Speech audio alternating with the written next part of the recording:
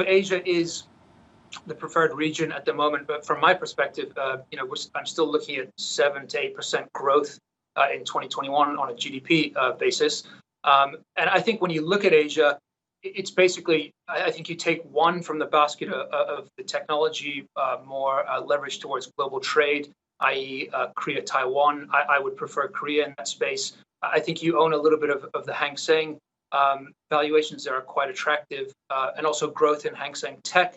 And then you also have some risk off in your portfolio as well, as I mentioned earlier, which is not Asia specific, but to have some hedges in your portfolio.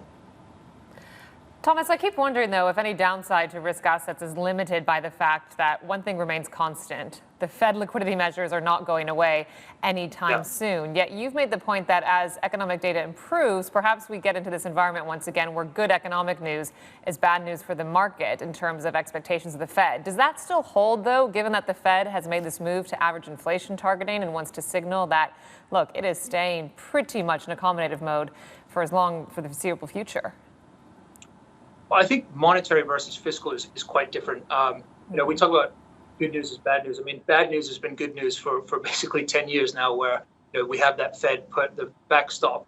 And the Fed will continue to be accommodative. But if you look at, for example, the phase 4 fiscal stimulus deal, the expectation was for the possibility of $4 trillion, which the Democrats were actually pushing for. Now that we've seen relatively strong employment growth in the U.S., we moved from 10.2 to 8.4% last week. The expectation now is more for something around $1 trillion. So you are right. I mean, if you look at a graph of S&P 500 versus the Fed balance sheet, they're essentially moving one for one at the moment. But the expectation for further fiscal stimulus, yes, we will get more, but I think it will be less than what had been expected prior.